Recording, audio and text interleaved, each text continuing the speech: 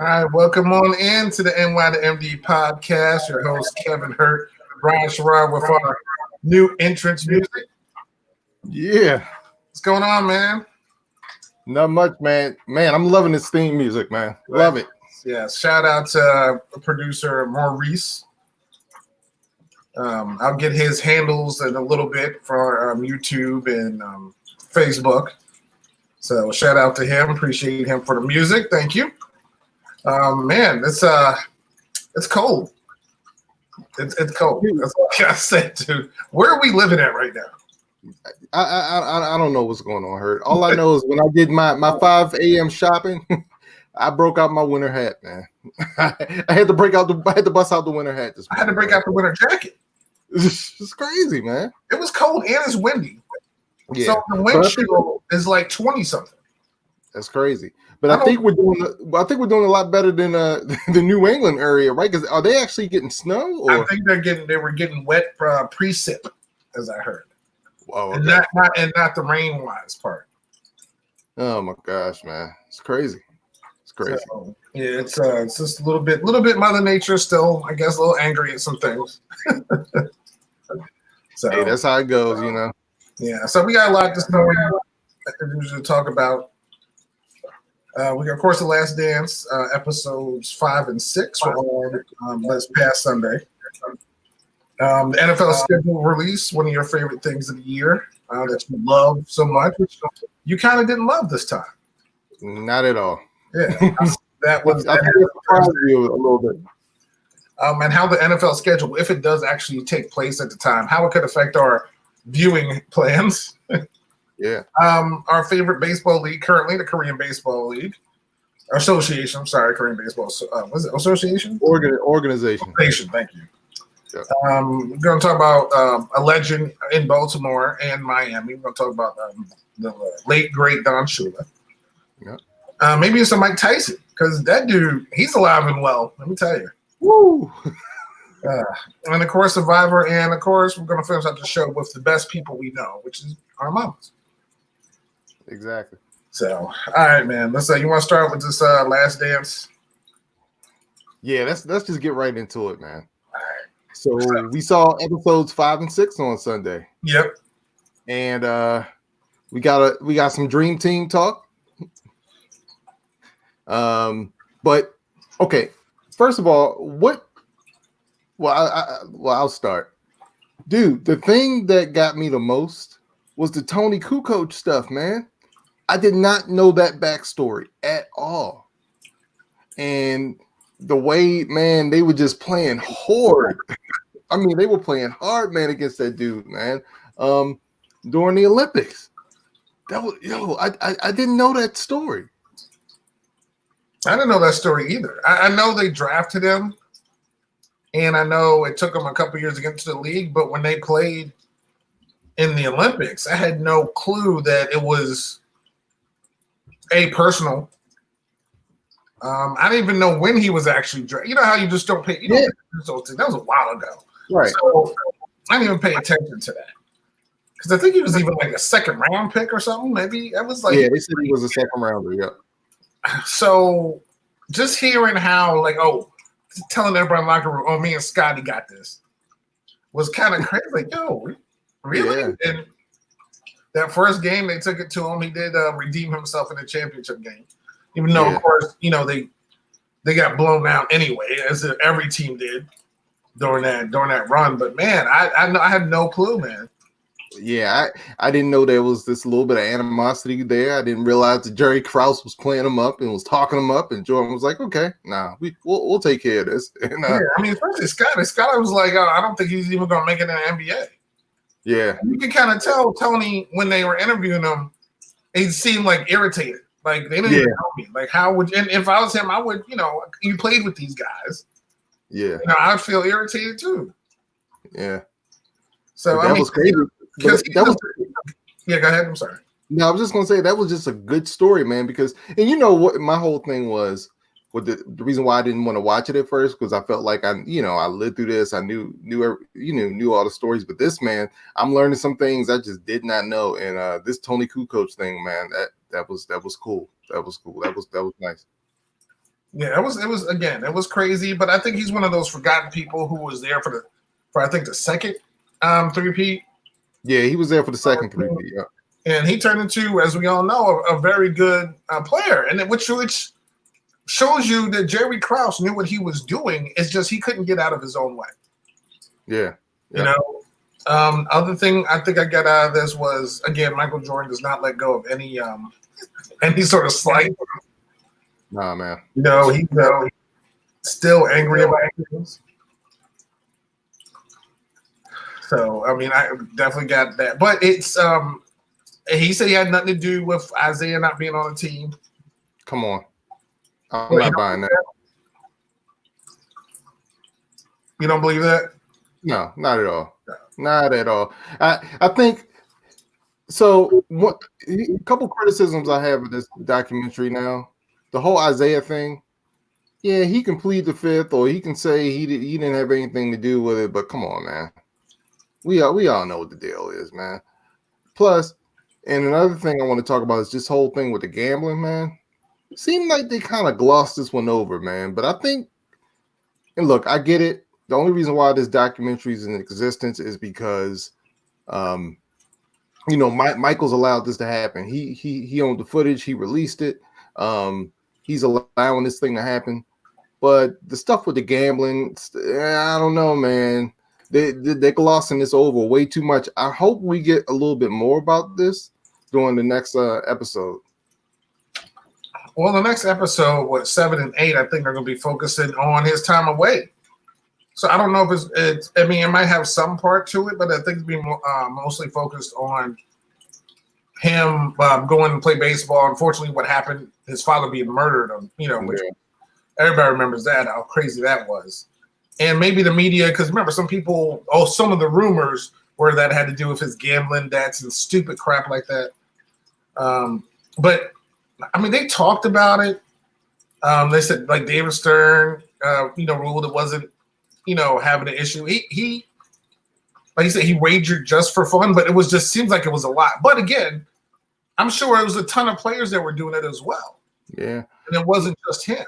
But as long as he wasn't betting on the team or on basketball or Pete Rose in it, so to speak, I mean, honestly, I didn't see a big problem with it.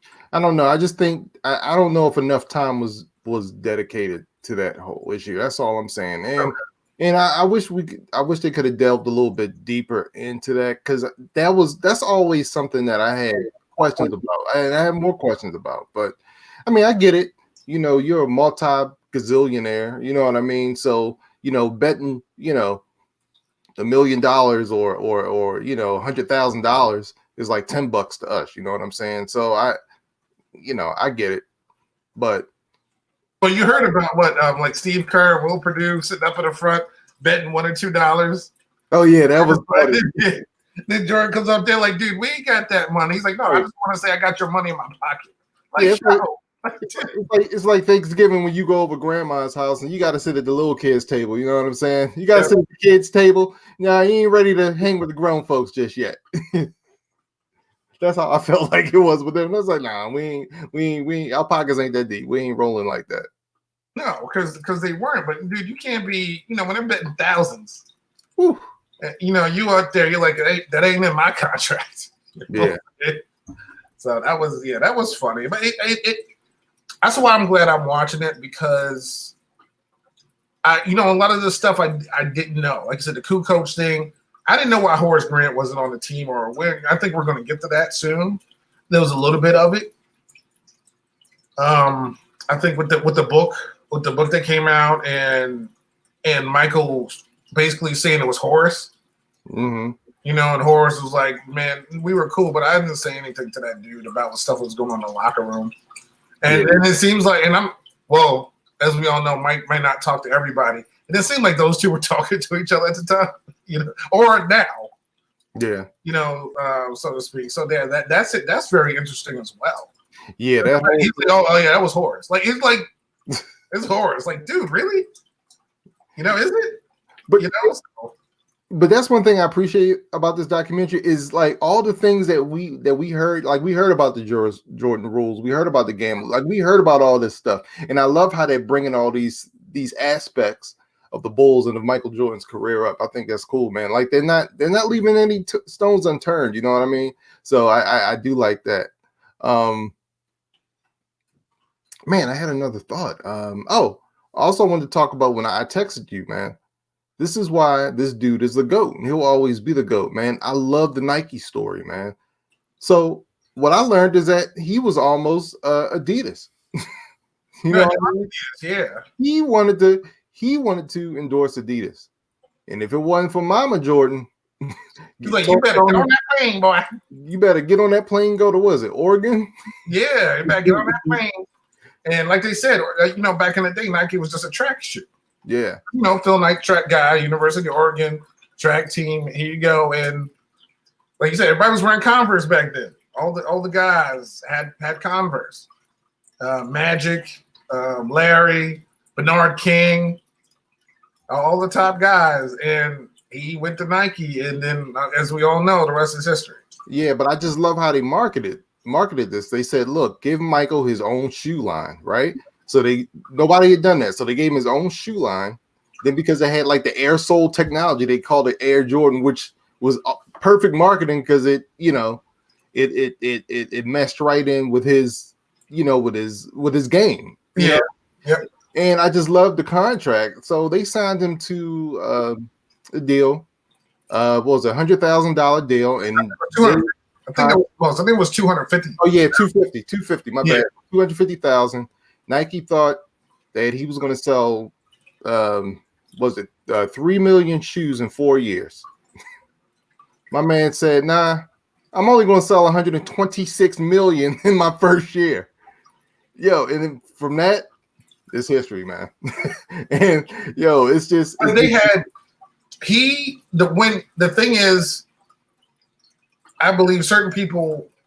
Don't get me wrong. His like he said in the documentary, if he was averaging 5 points and 2 rebounds, that shoe would have went nowhere.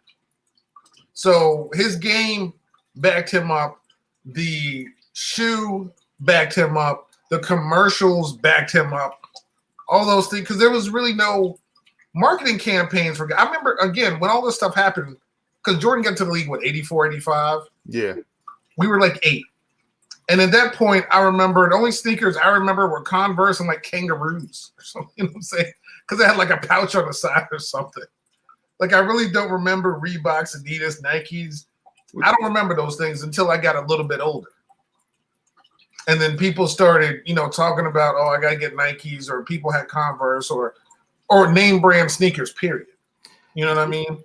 Dude, I remember being a little kid, dude, and the very first name brand pair of shoes I had were Adidas, right? Mm-hmm. And I just thought I was the man, with my Adidas, Mike came on the scene. I've been Nikes ever since, yo. Yeah, I gotta have Nikes, yo. Well, I mean, look, I think a new pair of Jordans went online and people were breaking social distancing. So I mean, yeah, that's right. They don't care whenever it comes out. And again, I was never a person, not because they're the Jordan brand sneakers. I was just never a person who cared about $100 sneakers or whatever the case is. You know what I'm saying? Like, and I like the fact in the documentary they talked about him and his comment about Republicans buy sneakers too. Yeah. And I didn't know it was involved with a Senate race down in North Carolina. Yeah, I didn't know that either. Yeah. So it was cool to have more background on that because I was wondering why that was even said. But it makes more sense because we've talked about this. We've talked about this very subject, and I think both of us agree that it's not Michael Jordan's job to be this social justice warrior. You know what I mean? Yeah. And I never criticized him for not, taking a stance. But you're right. Actually, seeing the Last Dance, I was like, oh wow, I didn't know this was going on with Jesse Helms and the Senate race. I had no clue. Yeah. I just thought it was just like a general comment. Like I'm not like him. I ain't trying to take people out. I'm just they buy sneakers too. Yo, LA Gears, I remember those. My sister had those. I remember BKs and BKs, bro. I remember them joints. Yeah, I remember British Knights had like a commercial and everything. Yeah, yep. I remember that. And Adidas was just big because Run DMC. Run DMC, yeah, man. So, but I still wasn't a name brand. I've never been. I I was the same way. I was never a name brand dude. That's what I'm saying. My first name brand sneakers, man. I thought I was the man with my Adidas, man. My Adidas torsions, man. I never forget. Probably like what, the first day of school, like you had your oh yeah, man. Yeah. That was you gotta have the new fresh clothes. Heck yeah. Coming to school. Like, all right, what am I gonna wear? What am I gonna have on? But that wasn't my thing. Yeah. But I'm glad the Last Dance though talks about pretty much how he built Nike from nothing, because people don't understand like all these endorsement deals that not just Jordan, but all these athletes have, right? In any sport is because of Mike. Mike paved that way because they had the foresight to say, we're going to take this guy, we're going to give him his own team, and we're going to create a brand. You know what I mean? Yeah. We're going to market him, not the team. We're going to market him, and it worked perfectly. Well, I mean, David, but again, it wasn't just he wasn't the only person, but his agent was the person behind that. Like they were saying, again, Converse just had everybody, so it wasn't like just Magic commercials. Larry Bird was in it. All those other people were in it as well. You know what I mean? But with Michael, David Falk was like, I wanted to make him as if he's a tennis star or he's a solo guy. Because basketball is a team sport. So Converse could just be the Lakers. It's Magic and the Lakers. Bird and the Celtics. No, it's just Jordan. Yep. So his agent had the foresight too to we're just going to market him. Yep. And the sneaker. Is it about the shoes? Not about the shoes. Then they got the Do the Right Thing, or She's Got a Habit director in there named Spike Lee. Mars Blackman. Who always says Michael's from Brooklyn, which that's whatever.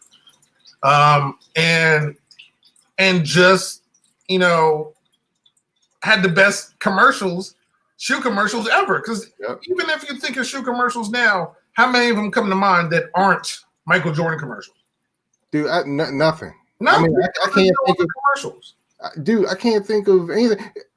I can't even think. No. Yeah. Yeah, but in all honesty, they don't need to make shoe commercials because they're going to sell their shoes. LeBron's going to sell his shoes. KD's going to sell his shoes. Kyrie's going to sell his shoes. They're not going to. Jordan has his own brand. It's the Jordan brand now. There are schools who actually just have Jordan brand Jumpman stuff, like Michigan. You know what I'm saying? Yeah, but you know who else had good commercials though, man? Shoe commercials. You know who else had good shoe commercials back in the day? Anthony Hardaway, man. Oh, that's true. Little Penny. Little Penny, man. Oh my God, dude. Oh, I love Penny. He was like one of my him and Tracy McGrady. Oh, okay. I love Little. Yeah, You're right. Little Penny was really, really good. Yeah, man. That was good marketing, man. That's true. Yeah. So So we got Little Penny and Mike. That's all we got. But yeah, I mean, he had the Gatorade spot. Everybody wants to be like Mike. Oh, dude. I was singing when they were playing that commercial. I was singing along with the commercial. Yeah, I wasn't. I hated that commercial. Oh man, that was awesome. I was like, why is he patting that kid in the butt? He don't know that kid. Yeah, I was like, why is he doing that? I was like, no, Mike, no. But Yeah, but I really, God, It was me. but I just do like the fact how the documentary really opens up about a lot of things. Yeah. You know, just how Scotty was, and just the team, the background of the team, stuff that we have no clue to. Yeah. So I mean, and I'm enjoying it. So yeah. So another one of your favorite things happened this Thursday. What's that? The NFL schedule release. Yeah. I know every year, you usually call me probably like around 6:00. Yo, Hurt, schedule release is coming on tonight. Hurt, you watching? I'm like, no, for what? Oh, Hurt, I gotta see where I'm. Because you travel. Yeah. So if the Ravens going to Cleveland, your family sit down, mark on the calendar who, what, where, when, and why. Yep. I don't do that because I know the schedule's still going to be there Friday. So because like what I'll do is like say if we're going on the road or whatever. Oh, we going to Miami? Bet I gotta get my plane tickets. You know what I'm saying? I gotta jump on this because if I don't jump on it, a lot of other Ravens fans gonna be on it, and I gotta get these early. I gotta get these good prices now. So I am real excited about the schedule release because I go to 1 to 2 road games a year, maybe 1 to 2 home games a year. So I'm trying to plan out, trying to plan out. But I shocked you this year. Because I didn't watch. I was not expecting the answer that I got. I mean, you texted it to me, and I still felt the sting. Yeah, and I was real kind of matter of fact about it too. Like I was just like, I was like, what? Yeah. But it's just too much up. It's just too much up in the air. Hurt. I can't get excited about football, man. I can't get excited about anything. I don't care because I don't know if we're going to have a season, dude. And if we do have a season, I don't even know if fans are going to be able to go. So I'm just that's the big thing. Yeah, I'm just not excited, dude. I'm not like dude. This was the first time I didn't watch it. I think maybe you or somebody else told me had to tell me some stuff about the schedule. I didn't even care. I didn't even care, man. And I still don't even know. Yes. So before then we talked about this, right? Yeah. We talked about this a couple months ago. I was like, yo, Chiefs are coming to Baltimore. Yo, we going to that game. Yeah, and then I was like, yo, Patrick Mahomes in person. Right. Then I was like, yo, we playing the Redskins, man, this year. Yo, we gotta go to FedEx. Then you tell me the schedule. Week freaking 3, we play the Chiefs. Week 4, we play. Wait. Monday Night Football, though. Right, yeah. But not only is it the Chiefs at the Ravens at Baltimore, but it's Monday Night Football. Now, I've been to a Sunday night game. Got home 2:00 in the morning. The infamous went to work the next day. Redskins v. Dallas, right? Yeah, it was at FedEx.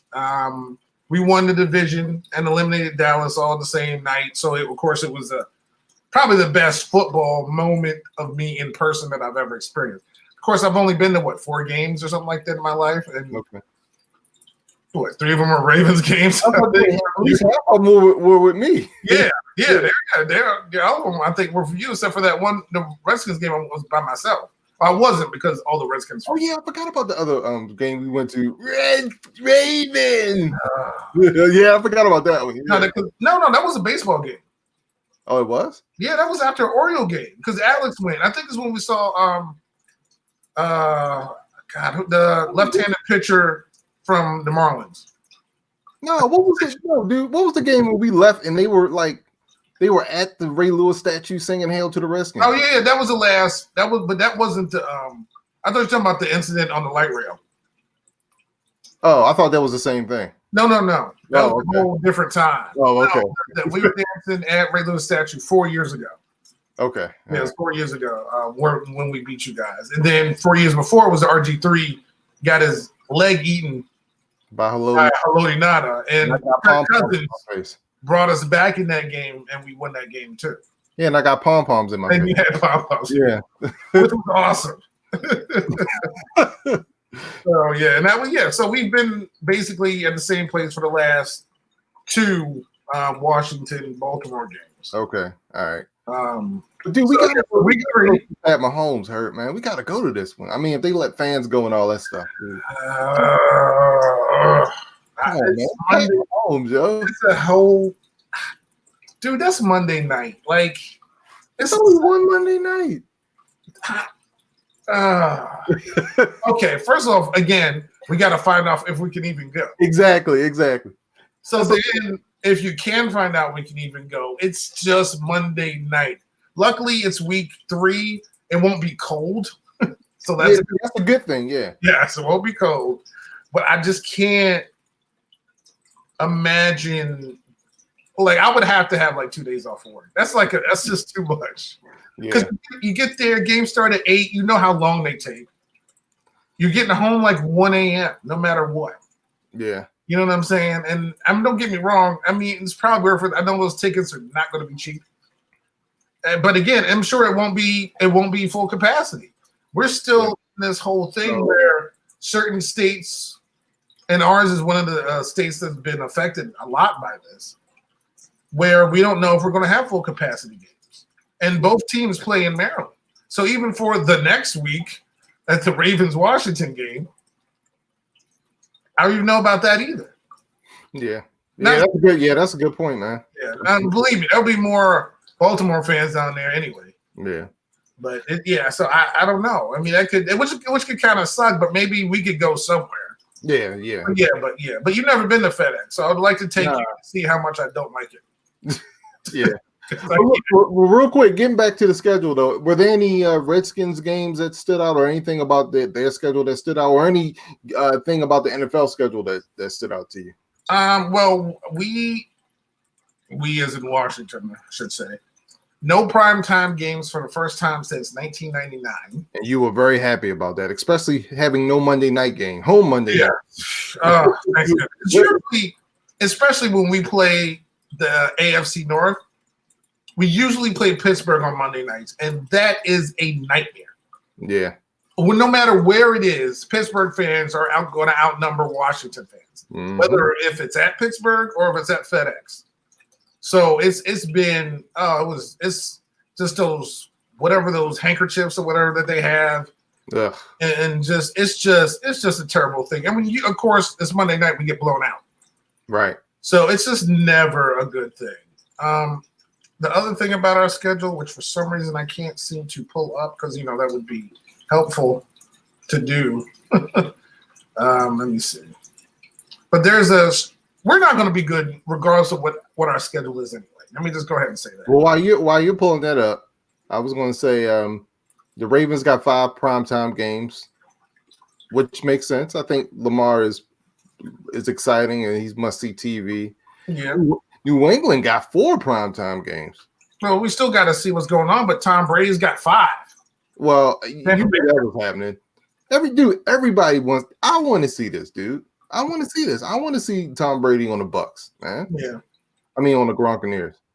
The Tampa Bay Gronkaneers. Yeah. All right, real quick. So, Washington's schedule, since we finished last, I believe, in the division. It's a last place schedule, I think. But we still play a division, and we play the NFC West this season, and we play all the other last place teams in NFC.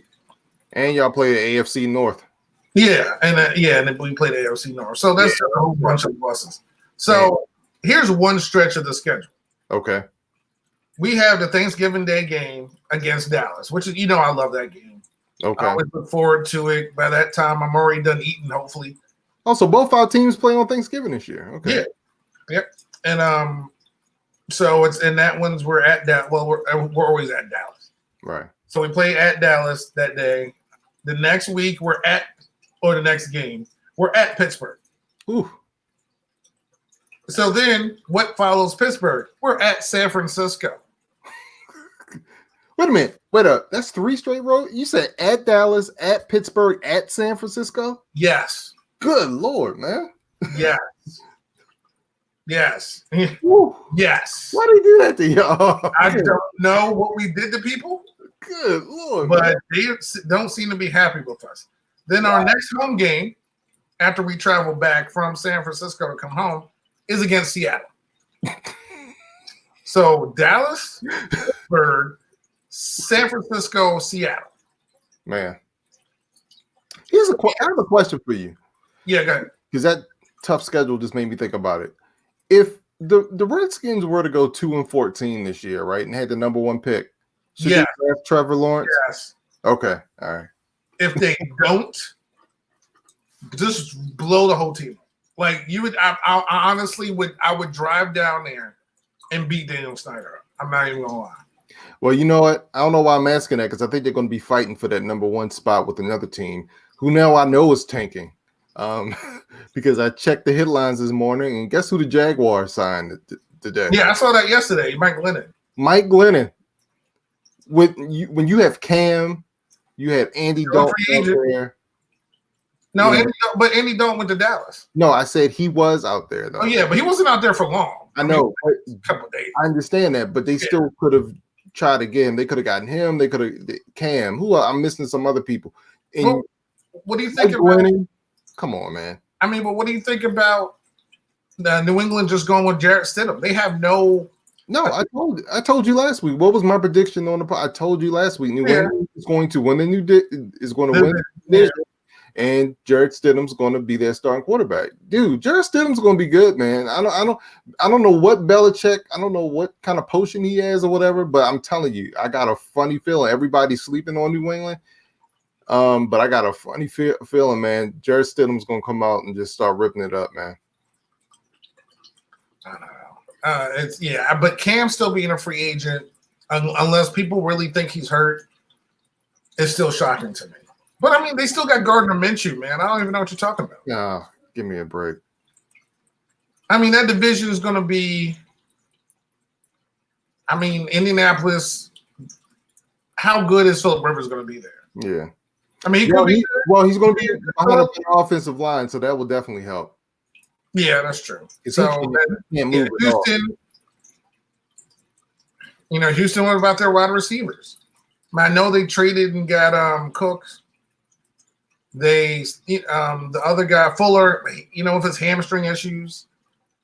I don't know. Has a history of concussions. Yeah. I don't know, man. I don't believe in Houston at all, man. I think their coach and their GM suck. So. Yeah, I think they're the same person. So. Yeah, they are. Tennessee going to have the same season they had last year. No, they'll be okay. I think Jacksonville's going to be. I don't think they're trying to tank. Honestly, I just don't think. I think they're looking at it as like, if we go and sign Cam, what do we have around him? No, what is they're tanking. Hurt. They listen. They traded Calais Campbell. They traded Jalen Ramsey. Boye, he got a whole lot of money from, what was it, Dallas or the Dolphins? I forgot. Yeah, dude, they're letting go all this talent. They're not trying to. The thing is, they're Tom Coughlin and that culture. They still got Doug Marrone still their coach. So yeah, and he sucks too. Yeah, but I like it. The thing is, I kind of see, if you bring in Cam, what are you bringing him in for? Because they're still not a competitive team if they bring in Cam for what's around them anyway. Honestly, not saying Mike Glennon is, but it's like, what are you bringing in Cam for? Honestly, so from that standpoint, I get that. The team, if they want to be competitive, the team that should sign Cam to me is Washington. But they traded a pick to get Kyle Allen, who was Cam's backup,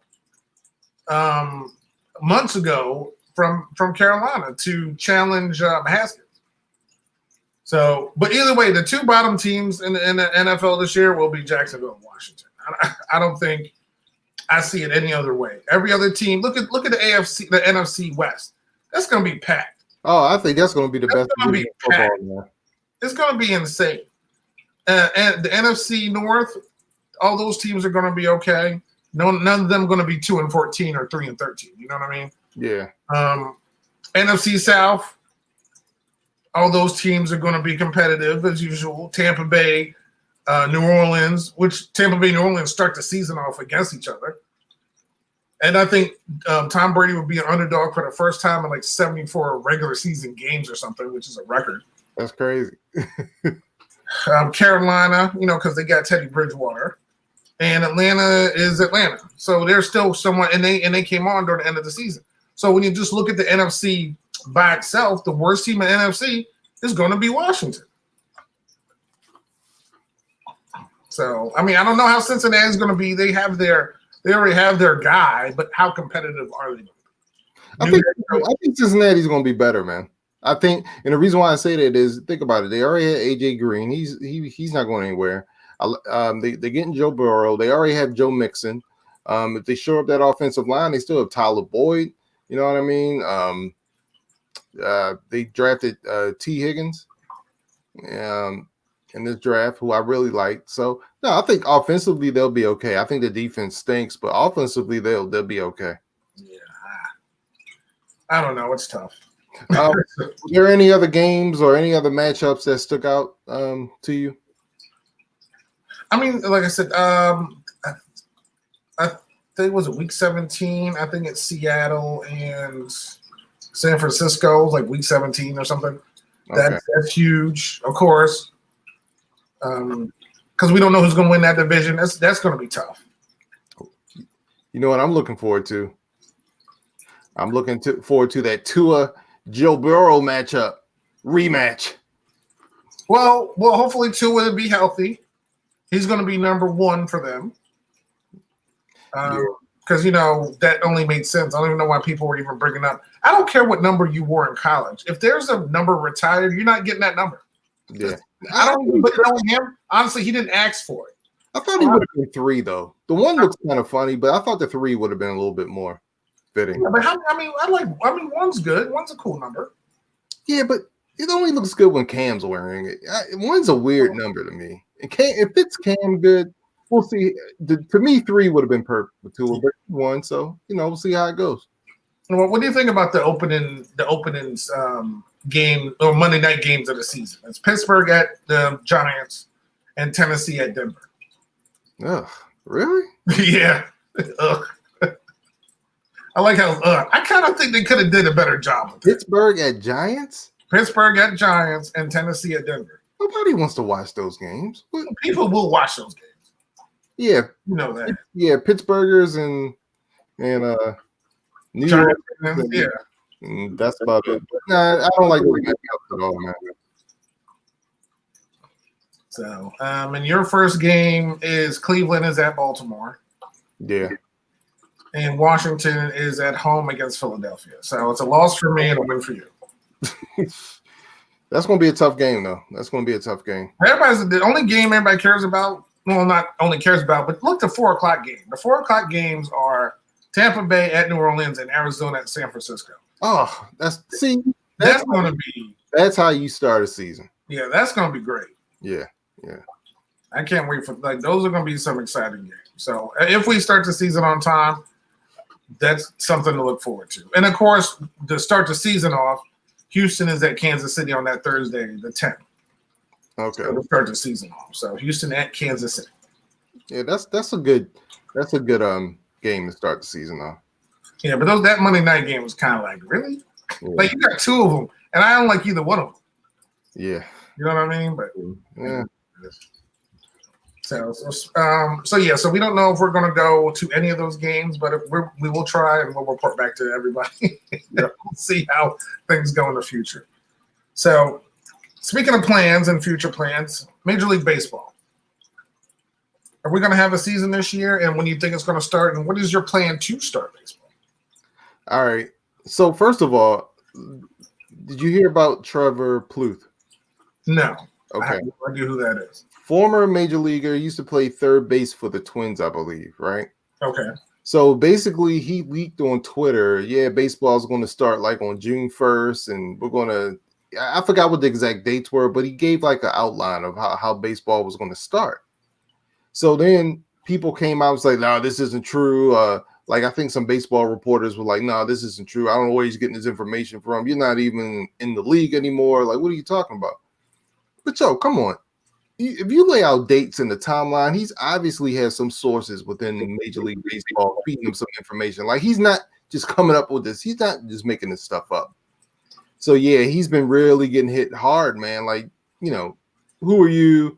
Where are you coming up with this stuff? And And I'm like, no, well, there's smoke, there's fire. I'm sorry. This dude has some type of connections somewhere.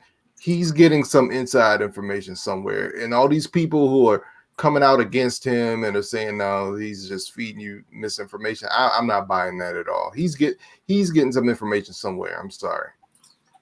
Well, so you think baseball will be starting in a couple weeks, early spring training? I'm not. That's not what I'm saying. But I'm thinking there's some plans in the works that baseball is thinking about, and that they're pondering, and they're just trying to figure out what's the best plan. Well, Florida has opened up a lot of some beaches, some parks. Again, two of the wrestling shows, WWE and AEW, both originate in Florida currently. They were both live. They didn't have fans at those places, but they were both live. So that's just, to me, that's steps going forward to do something, and I think it goes by a state basis. And that's the thing. If it's a state by state basis, that makes a difference. Certain states can open up, certain states can't, just depending on the number of cases. Like with the SEC, for instance, Alabama is going about their season in football as if they're going to start the season off. Having kids report to school early. Same thing for Arkansas. Certain places can do that. They can't do that in New York. They can't do that here.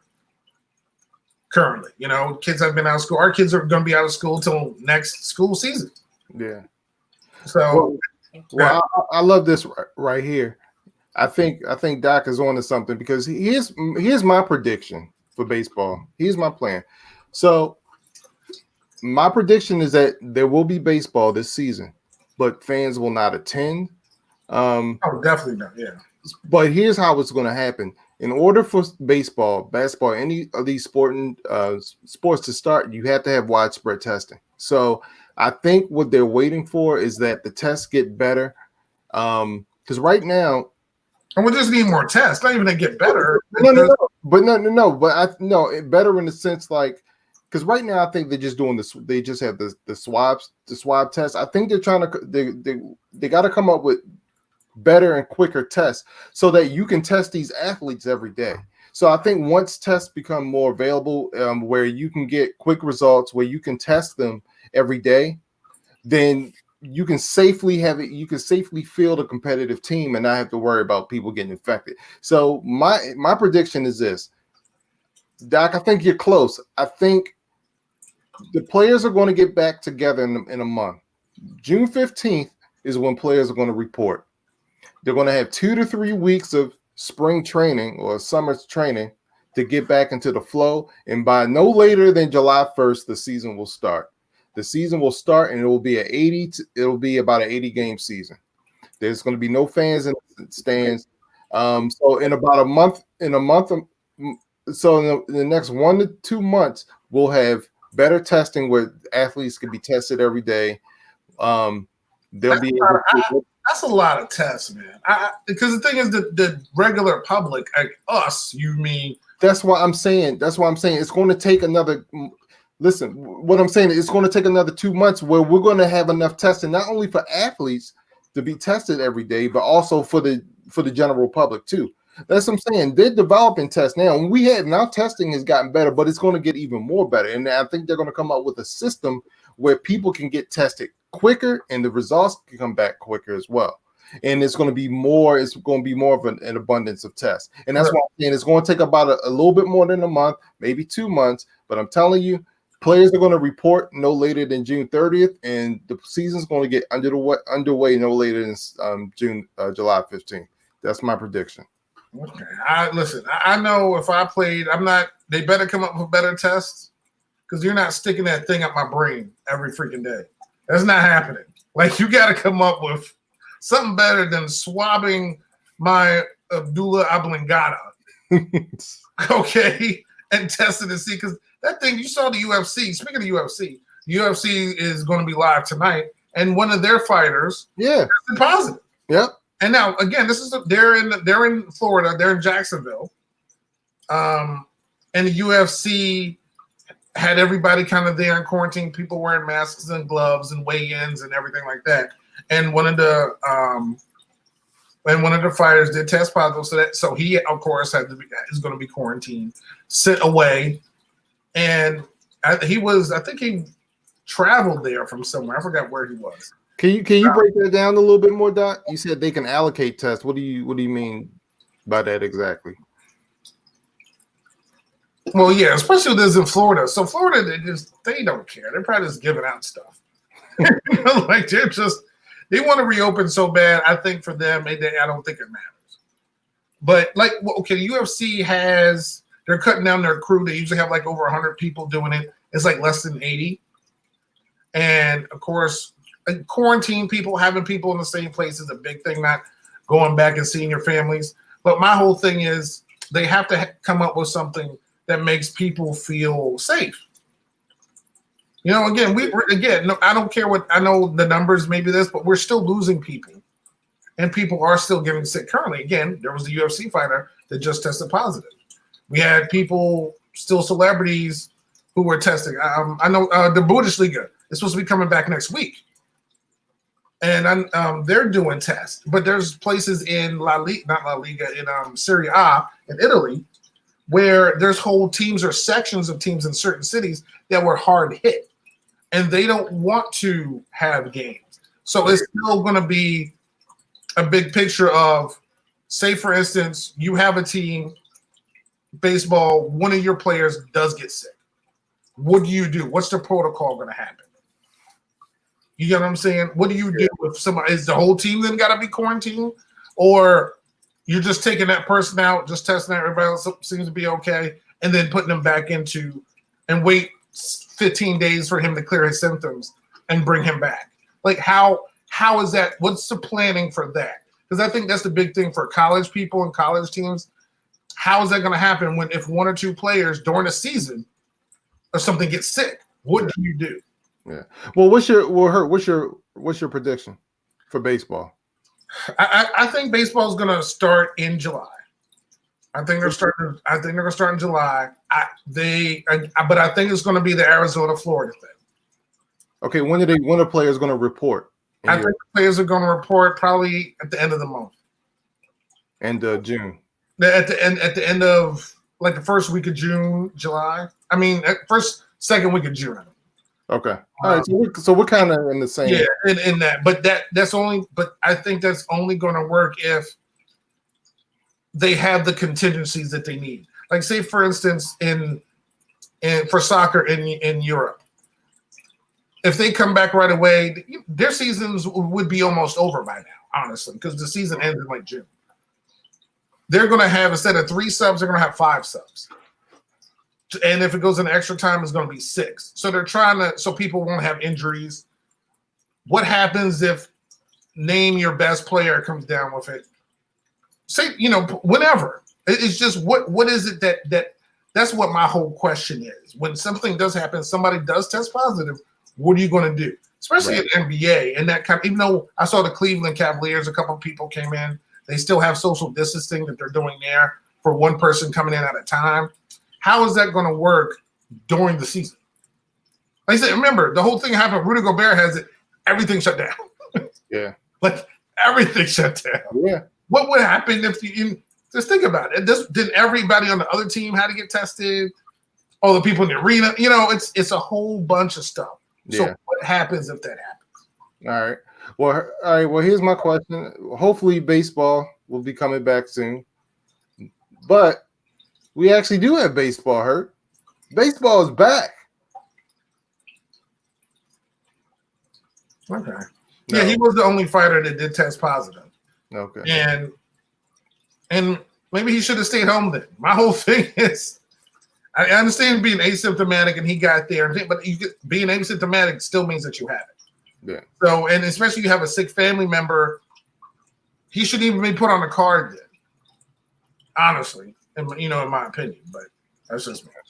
But yes, but go ahead. We do have baseball. And where's that baseball being played at right now? Korea, son. KBO. There we go. KBO, man. Your team. So yeah. I'm Team Dinos, man. That's my squad. You've adopted what? The Giants? The Doosan Bears. Oh, the Bears. Okay. You have the NC Dinos. Yes. Yes, the Dinos. 4-0. Yeah, man. I'm loving that. So But- you know, So what? Go ahead. I was gonna say, so how many games have you watched? One. Okay, what'd you think? It was. I did not know Matt Williams was over there coaching. Oh, okay. I was like, wait, is that Matt Williams? That was Matt Williams. Wow. Yeah, they actually had some major leaguers who were just playing Yeah. over there. So it was just kind of cool. I like the fact that the cheerleaders are there. Yeah, dude, I was loving it, man. The mascots had masks on. And they're like 6 feet apart. Yeah. But So I that- was loving it. I was like, oh, they got cheerleaders. Okay. All right. Yeah, that was kind of cool. It was funny to me listening to the commentary that was there because they're commentating from here, but the games are on. It's a 12-hour difference. But I'm waiting for Marcus to go to one of the games. Yeah, it's funny. I actually talked to him yesterday, and I was telling him, yeah, they opened up baseball, and he was like, really? He's like, man, I got to try to go to a game. I was like, yeah, man. Only thing is, there's no fans. They're not letting no fans go. So, but he was going to go. But I will tell you this much, Hurt. I was digging it, man, and you know what? It wasn't that bad. Like, no, it was good baseball. Yeah, it's not bad baseball at all, and it's the umpires have on gloves and masks. Yeah, and masks. Yeah, man. And I was real honest. I watched 2 games this week, Hurt, and honestly, I would have watched more. Well, you probably watched it live because it comes on like 3:35. No. So yeah, no. I probably woke up and turned over and turned on the Dino's game. No. But I was just watching more replay. But no, man. I'm digging it. Live sports, man. I was loving it, man. So I'll watch more. Yeah, I hope ESPN keeps showing more games. I'm gonna keep watching them. Oh yeah, of course. Until regular baseball starts, why not? They have everything else. Yeah, something's live. Listen, NASCAR is going to start up on the 17th. We're going to pick we're going to have our NASCAR picks next week. Oh, and we're also getting Phil Phil Tiger and did you see that little press conference? No, I got to see that. I meant to watch it, but I missed it. Manning is a national treasure. Well, I heard he was getting on Tommy, right? Yeah, he was getting on Tom something fierce, yo. Oh, we had to have it in Florida since Tom's on house arrest for B&E. So luckily they let him out on probation for the golf tournament. Oh, that's awesome. He's like, but again, he's like, this seems like another home game for Tom, and I don't have a good home. I don't have a good a record for him at home. Why couldn't we have this place or have this game where people don't like Tom, like Indianapolis, Denver, Boston? I don't like it now. Yo, please, man, was just cracking. That was so funny. All right, that's cool. Yeah, you gotta definitely watch it. All right. I can't wait for that. But go ahead. But yeah, that's cool. You know what else I would be willing to watch, man? What's that? Mike Tyson, man. Look, if they say Mike Tyson's about to fight somebody, I watch. Cause based on that video I saw this week, dude, be 53 years old and still got. Now look, I know it's just like but he's still got the power. It's the power. Yo, I've seen again. Watching, what was that last big fight between the Gypsy King and I forgot the other dude's name whose suit was too heavy. Yeah, I forget. Yeah, well, look, we forgot about him already. We were calling him over the past year, and then I forgot his name already. But you tell me right now, Mike Tyson stepping into the ring against named professional boxer. I'm there. I don't care who, what, where, when, and why. Just give me Mike Tyson, 53 years old, against anybody. And I'm there. Now, of course, you wouldn't want to see anything happen to him. But that's the only human being I'm afraid of. Dude, even if I'm friends with him, he would still scare me. Yeah. I would never make him angry. Nah, no freaking way. You know the rapper Jadakiss? Yeah. So he was talking about a story about Mike back in the day. We're hanging out with Mike, and and Eve was there because Eve was part of their little group, the Rough Riders. Okay, no. And everything. So Mike was trying to talk with Eve or whatever, and just talking to her, and Jada's like, anything break out, I don't think we got this. I don't think we got this. Like, that's Mike Tyson right there. It's like, so I suggest we all just kind of roll out. Just gonna be a problem. Dude, this is Mike Tyson, man. Yeah, man. I'm not, he's the baddest man on the planet. Yeah, that's crazy. I'm not afraid of MJ. I'm not afraid of Michael Jackson, Michael Jordan. Anybody named Mike Tyson? Michael B. Jordan? Yeah, exactly. Not afraid of Michael B. Jordan. Michael Keaton. Whoever named Mike, I don't care. Mike Tyson. And his name's not even Michael Tyson. No. And no one ever says Mike Jordan. It's Mike Tyson. I'm not messing with Mike Tyson.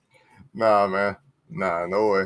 No, I'm sorry. Anybody that said to eat my kids and someone who's actually bit off somebody else's ear. Yeah, dude. I'm good. Yeah. Never that. But it's been a tough week this week.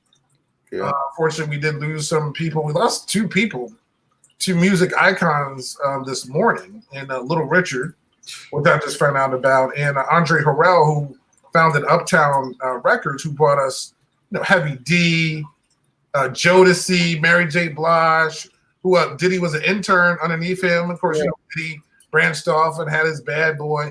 So just a lot of that. But for Sports Complex, we lost probably one of the greatest coaching icons of all time, someone who also coached here in Baltimore. Yeah. Don Shula. Yeah, Don Shula, man. Coached the Colts. Baltimore Colts. Yeah, the Baltimore Colts. Coach Johnny Unitas and I forget which Super Bowl. I forget which Super Bowl is that he coached us to a win. But then he went on, of course, to coach the Dolphins. Coached them to their perfect season, and to this day, he still has the most coaches of the most wins of any coach ever. I think he has 347, I believe. Belichick's on his tail, but he still has the most wins out of any coach, man. And Don Shula, man, that's my guy. I was a Dog fan for many years, man, and I wanted to see Shula and Marino win that Super Bowl so bad, man. But he was a great coach, and the Dolphins had so many years of success under him, man. So many winning seasons, and honestly, they haven't been the same since he left and since Marino left, man. And but he was, man, he's a great one, man, a great coach. He coached for over 40 years, I think. I think he got his first coaching job when he was 33. So yeah, 1958. Yeah. Like right after he stopped playing as a player in trivia. Who was the last team that Don Shula played for as an NFL player? I'm gonna say the Pittsburgh Steelers. That would be wrong. Okay. It would be Washington. What? Wow. He played 51 to 52. He played with the Browns. 53 to 56. He played with the Colts. And 1957, he finished his career with Washington. Man. Then he became a defensive backs coach at the University of Virginia in 1958. Wow. Up until he retired in 1995. Wow, man. So a 2-time Super Bowl champion, an NFL champion as well. We don't ever count those, except for Green Bay. Right, which is so stupid to me. What Super Bowl did he win with the Colts? Dumb. Was it against Dallas? It's 1970. I think one was against Dallas. Super Bowl 7 and 8. Oh, look at me and my Roman numerals. He of course won. They had the perfect season against Washington. Right, that was 72. And it was the Vikings. Okay. So he defeated Washington, and then back to back they beat the Vikings. Okay.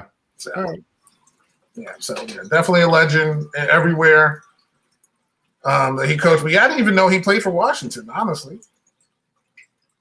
Yeah, man. So it's a connection to all of our teams, pretty much. Yeah. So in our areas. Yeah, yeah. So good, good for him. So yeah, definitely one of the greatest, if not the greatest coach that we've had. Yeah. All right. Well, so real quick. Before we go, did you? No, before we go, we got to talk about Survivor. Oh, dude. Yeah, I don't know. we might have to save that for next week, man. Really? I mean, it's a 2-hour special. Um, It won't take long. Because I had a music question for you. Okay. Oh, yeah, no, we'll do the music question. Well, yeah, we can come back to that. All right. All right, music question. And I heard this. I'm gonna give you a variation of something I heard, but it made me think, right? Okay. If you could only listen to one decade of music for the rest of your life, which one would it be? 90s. Okay, that's what I said originally too. But I started thinking, I don't know, man. The 60s, man, and 70s, yo, you talking about like Motown? Oh yeah, of course. But the 90s had Biggie. Beatles. I'm not missing Biggie for anybody. I'm like the 80s. Think about the 80s were great. I mean, Michael, Prince, like you said, there's Motown in the 80s. It's funny, like the 80s, I blasted right through the 80s. I can do without, which is crazy. Michael's my guy, but yeah, I think I could skip through the 80s. You can do without Thriller. Think about that. I would still have Off the Wall, though. You see, I had the jacket. Yeah, but I would still have Off the Wall. I would still have Jackson 5. If I were to go with the 70s,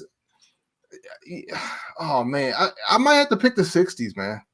Wow, really? Yeah, I might. Yeah. See, I know. I mean, I got Sunshine on a Cloudy Day. I know there's so many great, Four Tops, the Platters, the Spinners, 5 Heartbeats, which I was watching the other day. Yeah, don't get me wrong. Like, I love the 90s, man, because that was my initial thought. But if I don't know, I might have to go with the 60s. Well, man. you know what? Well, why don't we do a decade battle? All right. Like, we'll probably list decades. What, you want to start with the 60s and go to the 2000s? Yeah. And okay, so Doc says the 70s. Yeah, see, I think the only thing about the 70s, because I want to thank Doc for being the only one chiming in today. I appreciate that. We have no 80s. There was like great stuff. Yeah. But for me, the classics. Okay. Yeah, the only thing about the 70s, it might be a little bit too much of that disco going on. That's the only thing. Ring my bell. Ring my bell. Yeah, I think I got it.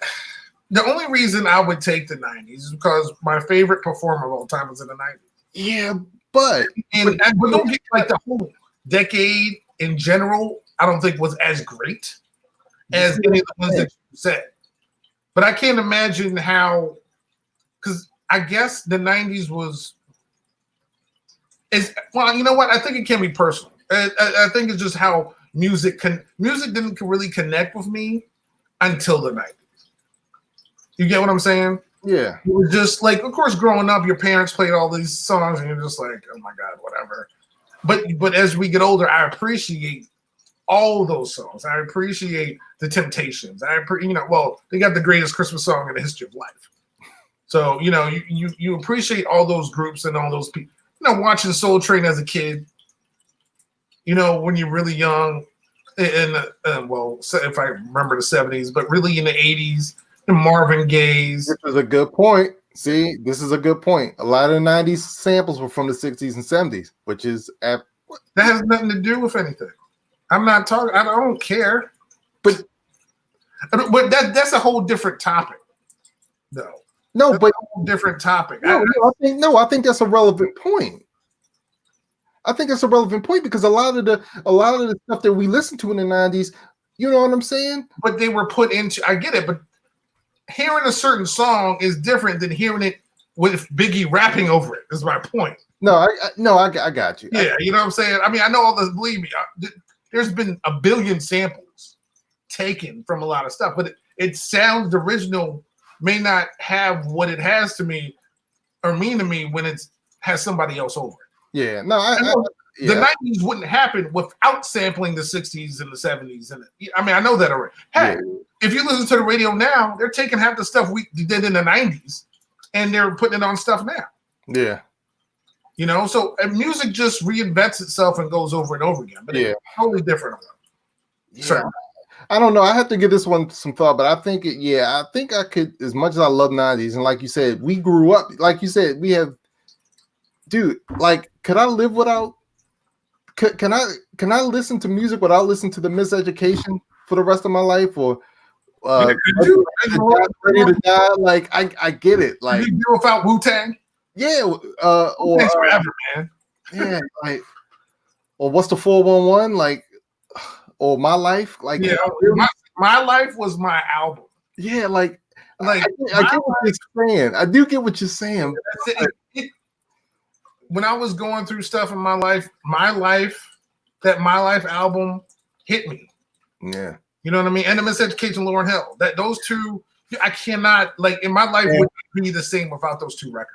Yeah. You know, and not, again, I'm not discounting the 80s had. This is when I found hip hop was in the 80s. Yeah, exactly. You know, I was sitting here just like, what is this? You know, EPMDs, you know, NWAs, and you know, Grandmaster Flash Furious, you know, whoever. You know, the 70s rappers Delight. Yeah. The hip hop. I mean, we didn't have all that stuff, but that's why, you know what, we need to have we'll have a 60s, 70s, 80s, 90s, 2000s battle. Yeah, we're going to hook that up, man. Yeah. So yeah, we'll probably have that for next week. But I think that's the best thing. Just put we can do, we'll think about it, but I think that's a good idea. Yeah. I think that's a good idea. But yeah, you can't go wrong with any decade you pick though, except for this decade. Yeah, I'm not give me anything for the 2000s or start 2010. I'm good. Yeah, I'm perfectly fine about that. But of course, this weekend is Mama's Day weekend. And of course, we have to end the show talking about two of the most important people in our lives, which would be your mom and my mom. Exactly. So, you know, and of course, I see your mom all the time, and I call her mom. Yeah. So let's talk about your mom first. Yeah, man. Well, it's I don't even know what to say. I mean, well, first of all, Mom, you know, I love you.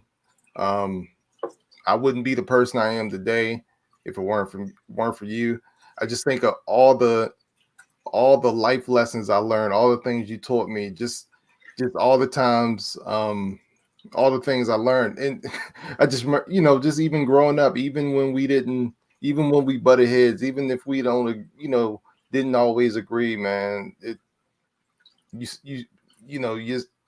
still just taught me so much. And you're just so important.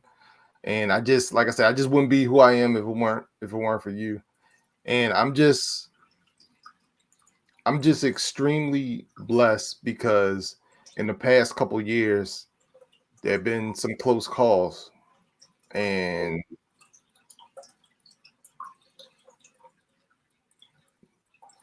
I'm just glad I'm able to still be able to say Happy Mother's Day. Yeah, that was great. And talking about your mom, she, because since I've known you for forever, it seems like the thing that got me that I didn't know about her is that she's funny. Yeah, I had no idea how good her sense of humor is. You know, like we just sit there and she'll just come up with something, and it's just it just kind of sneak up on you, and it just make you laugh. And she, you know, your mom's an educator, and everything. So she's, you know, she's got 3 great kids, and you being the oldest, and you know, and I call her mom, and she's awesome. So let's talk about Beatrice Hurt. Yeah, and I'm still, you know, and I'm really looking forward to one day, you know, meet your moms, man. I haven't met Mama Hurt yet, man. I know she hasn't been up here a lot. She's probably been up here like a couple of times, but if the weather ever changes and the conditions change, definitely have her up here for her to meet everybody. But you know, my mom is she had 3 kids just like your mom. I'm the youngest of that one, which you can obviously probably tell. I'm the youngest, but she's, just from the time I was born in New York to when we lived in Virginia until we moved back to New York and dropped me off at here. She's been my best friend. She's been there every day. I just called her yesterday, and she'll call me and check on me over the little sleep. Oh, you okay? I'm like, yeah, I'm fine. Like, what's wrong? Oh, there's a sinkhole in Baltimore City. Are you okay? And it's like, and she got me into sports. She's a person that got not, usually everybody's fathers get them into sports. She's the one that got you into sports? My mom got me. She was a Knicks fan. She loved her Knicks. And the stories of Walt Clyde Frazier and World Be Free and Phil Jackson, who I didn't even know was a Knick until my mom told me. I just knew him as a coach. I had no idea. Phil Jackson was on the championship teams. And, Willis Reed and Earl Pearl Monroe. She loved her basketball. And she got me into basketball. She was a Steelers fan when I was growing up, which obviously she didn't pass that on to me, thank goodness. But she'd always be at all my baseball games, and she'd always cheer me on. Was she cussing out umps? Say again? She cussing out umps? She didn't cuss, but she definitely very loudly from the outfield to the umpires. But if they called something bad on her baby boy, she let them know that it was a bad call, and she let them know that she had glasses for the umpire to use. Yeah. But she's always been my biggest fan and biggest supporter. And no matter good times, bad times, whatever, she's been the best person I've ever known in my life. So shout out to my mom, love you. And another person I get a shout out since it is Mother's Day, of course, is my wife. She, being, I don't know how I lucked out, with her. She's not only a great wife, she's just a great friend. She's definitely a great mom. My daughter wouldn't be my daughter, without her. And my two sons as well. They came to me later. They weren't mine, but they belong to me now. And how she's raised them and who she is as a person. I'm just lucky that I have her, and that she's the person that raised my kids, man. So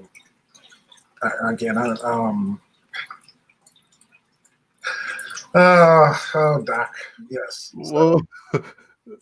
Yes, that's where I got it from. My mom would definitely yell at the television, and that's where I got it from too. And my mom got me into wrestling. I forgot about that too. Oh, okay. All right. So, and my wife loved basketball too. Maybe she just loved Tim Duncan, but so she doesn't really watch the Spurs that much. But I'm so lucky to have my wife, to have her as my wife and to be the mom of my kids. So happy Mother's Day to my wife. Yeah, same here. Happy Mother's Day to you, Les. Boogie. Yeah, boy, did I luck out, man. That's all I gotta say. Yeah, I think we both got kicked out coverage. Right? Yeah, yo. Yeah, she's I can't even put into words just how much she means to me. She is my best friend. I don't know how she puts up with me.